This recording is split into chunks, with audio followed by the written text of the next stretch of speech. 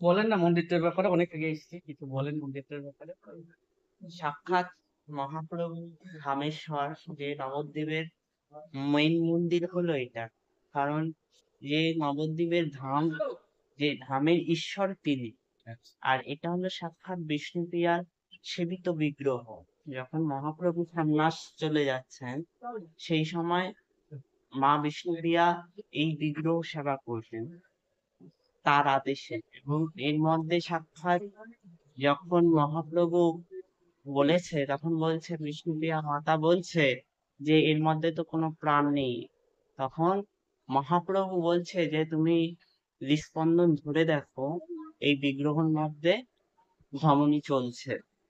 এমনকি সেই বিগ্রহের মধ্যে অজস্র ঘাম, এমনকি এখনো গরমকালে দেখা যায় এই বিগ্রহের মধ্যে সেই ঘাম বেরোয় এবং মহাপ্রভুর তোয়ালে দিয়ে মোছানো হয়।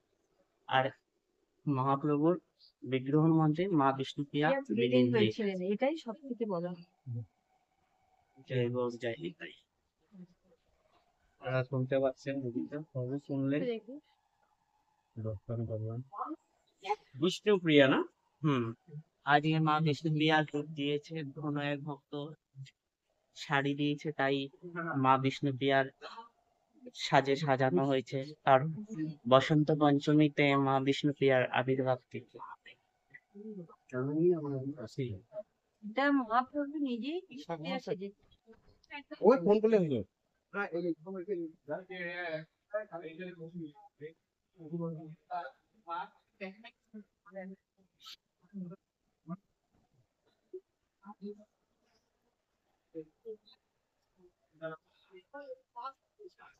ঠিক আছে।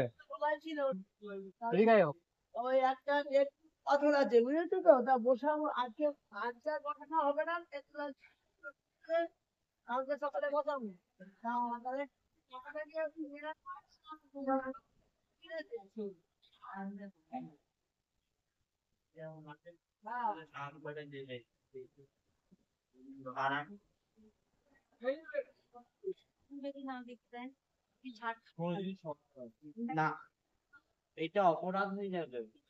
ভগবান করুণাময়, তার ক্ষমার শেষ নেই। ঠাকুরমশাই কিছু